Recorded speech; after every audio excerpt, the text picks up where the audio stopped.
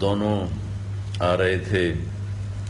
عزیزیہ میں، تو ہماری بلڈنگ پر بینر لگا تھا جے جے، تو اس کے تو ویسا نا وہ آپ دیدہ ہو گیا، کہنے لگا مولانا میرے اللہ نے مجھے یہ دن دکھایا کہ آج مکہ میں میرے نام کا بینر لگا ہوا ہے۔ میرے نام کے بینر تو پبز کے ادھر مین گیٹ پر ہوتے تھے، کلبز شراب خانوں کے سامنے میرا لگا ہوتا تھا کہ آج جنید جمشید فلاں جگہ ان کا کانسرٹ ہے، فلاں جگہ ان کا پروگرام ہے، تو آج یہ جے جے کا نام بیت اللہ میں گونج رہا ہے۔ مولانا طارق جمیل کہتے ہیں کہ جنید جمشید ان کے بہت شکر گزار رہتے تھے۔ وہ مجھے کہتا آپ میرے محسن ہو، میں اس لیے کرتا ہوں، یہ میرے ساتھ اس کا معاملہ نہیں تھا، سب کے ساتھ اس کا معاملہ تھا۔ ایک دم رائمنڈ کے اجتماع میں تھے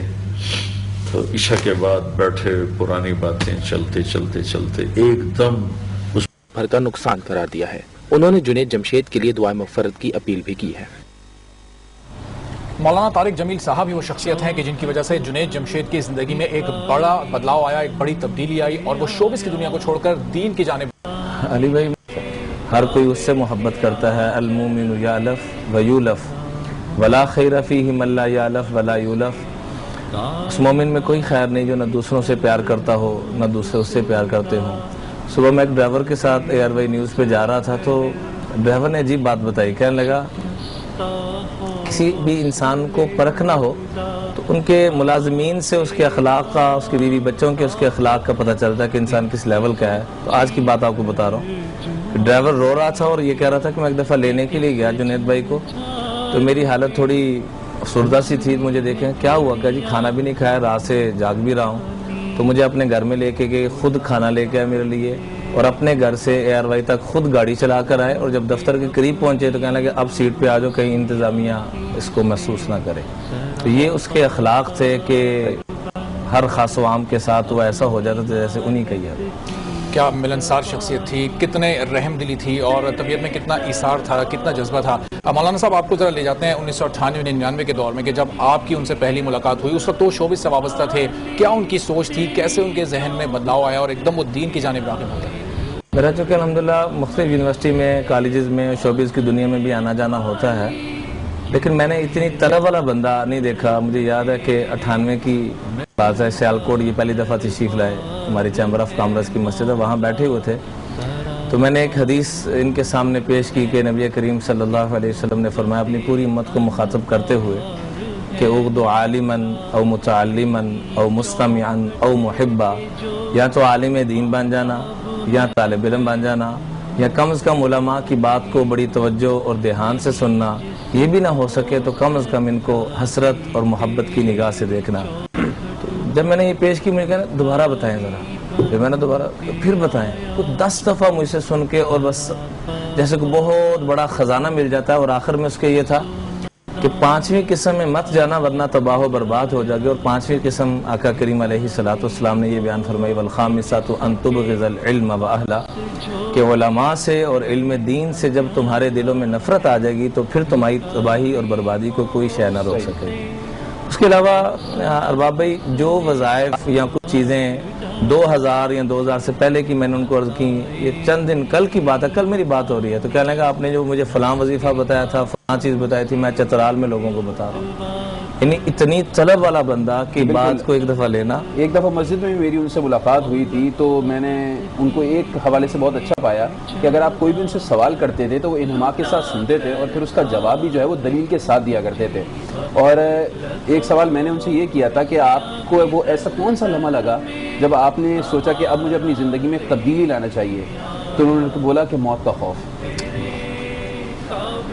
ایک دفعہ ہم سفر کر رہے تھے تو مجھے کہنے لگے عمران بھائی اخلاص کی کیا نشانی ہے؟ میں نے کہا کوئی تعریف کرے تو ویسے تو قیامت میں پتہ لگے گا، لیکن نشانی یہ ہے کہ کوئی تعریف کرے تو خوشی نہ ہو، کوئی گالیاں دے تو برا نہ لگے۔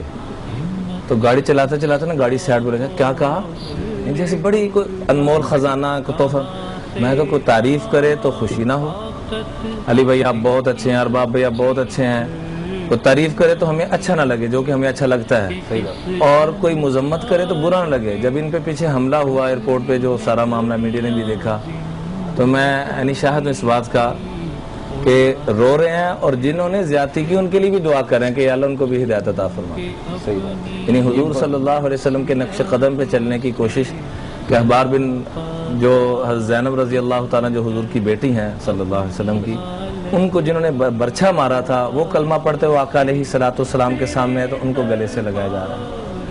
وحشی جنہوں نے حضرت حمزہ جیسی ہستی کو شہید کیا وہ سامنے ہے تو ان کو گلے سے لگایا جا رہا ہے. ابو سفیان جنہوں نے اتنی اذیتیں پہنچائیں وہ آ رہے ہیں ان کو گلے سے لگایا جا رہا ہے. تو آج کے دور میں یہ باتیں کرنا بڑا آسان ہے لیکن اس پر عمل کرنا اور عملاً پیش کرنا یہ بہت کم مثالیں ملتی ہیں اور وہ سب ہم کو دکھی کر گئے ہیں. میرے پاس الفاظ نہیں کہ میں بلا شبہ وہ شخصیت تھے کہ صرف باتیں نہیں کرتے تھے، جو باتیں کرتے تھے ان پر عمل بھی کر کے دکھاتے تھے. ہزاروں لوگوں کو انہوں نے دین کی جانب راغب کیا، بلکہ ہزاروں سے زیادہ، کیونکہ اتنے بڑے بڑے اجتماعات میں جاتے تھے.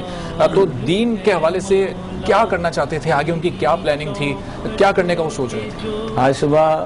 ابھی چونکہ نیوز پہ ہمارا 2-3 گھنٹے کا یہی اسی موضوع پہ پروگرام چلا بھائی وسیم کے ساتھ، صنم بلوچ کے ساتھ، تو وہ بھی یہ کہہ رہے تھے وسیم کہ مجھے ایک بات کو سینکڑوں مرتبہ جنید بھائی نے کہی جو آپ کیا کرنا چاہ رہے تھے.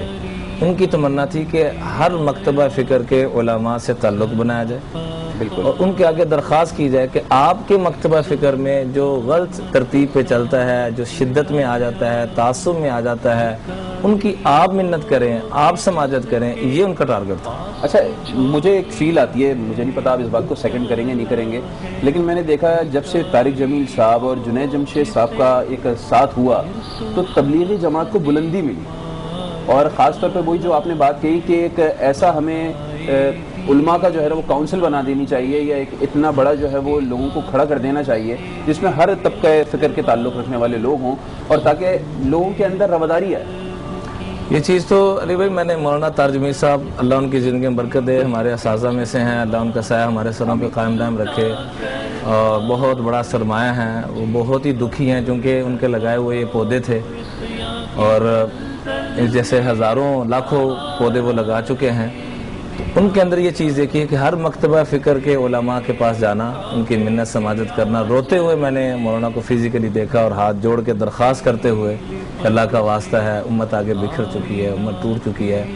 اور اب تو میں جس پروگرام میں بھی جا رہے ہیں تو انٹرنیشنل لیول کے جو علماء مختلف جگہ پہ مل رہے ہیں ان سب کی زبانوں پہ یہی الفاظ ہیں کہ اب آپس میں توڑ کا وقت نہیں رہا، اب ہم باز آ جائیں. لیکن میں آگے سے اس کی مخالفت کرتا ہوں کہ یہ جملہ مت بولیں کہ اب وقت نہیں رہا. میں نے کہا کسی دور میں بھی شریعت نے اس کی اجازت نہیں دی تھی. قرآن نے کہا کہ تم ان کے جھوٹے معبودوں کو بھی برا بھلا مت کہو ورنہ وہ تمہارے سچے معبود کو برا بھلا کہنا شروع کرتے ہیں. تو مولانا صاحب شوبز کے جو لوگ ہوتے ہیں وہ تو دین سے عام طور پر یہ تاثر پایا جاتا ہے بڑا دور ہوتے ہیں، لیکن